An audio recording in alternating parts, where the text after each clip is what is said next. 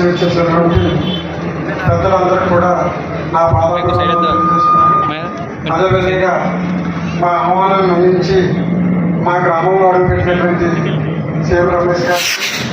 ఇక్కడ 5,000 జనాభా ఉన్నారు సార్, 3,000 ఓటర్స్ ఉన్నారు. అందులో 95% వెలములో ఉన్నారు సార్. ఇలాంటి వెలములు సంబంధించి ఒక చరిత్ర, ఒక వికీపీడియా చదివితే ఈ తాండ్ర పాపారావు గురించి తెలుసుకోవడం జరిగింది సార్.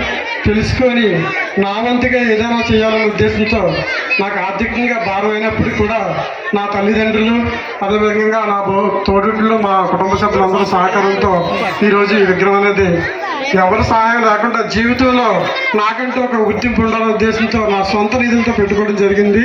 నా స్థాయికి నుంచి అనేది ఎందుకంటే డబ్బులు అనేవి నాకు పెద్ద ఇంపార్టెంట్ కాదు. ఎందుకంటే నాకు చాలా చిన్న జీవితం, నెలకి 800 జీతంతో మొదలెట్టిన జీవితం ఈరోజు భగవంతుడి దేవాల ప్రభుత్వ ఉద్యోగం సాధించాను. నా వంతుగా ప్రజలకి ఈ గ్రామానికి ఎంతో కొంత సహాయం చేయాలని నేను చిన్న చిన్న కార్యక్రమాలు చేస్తున్నాను.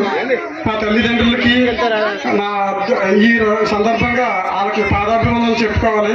ఎందుకంటే కొడుకు ఒక రకంగా కొన్ని చిన్న పనులు చేస్తున్నా సరే ఇబ్బంది పడకుండా నన్ను భుజం తట్టి ముందుకు నడిపిస్తున్న తల్లిదండ్రులు అందరూ, మా తల్లిదండ్రులకి ఈ రకంగా ధన్యవాదాలు తెలుస్తున్నానండి. ఎందుకంటే నాకు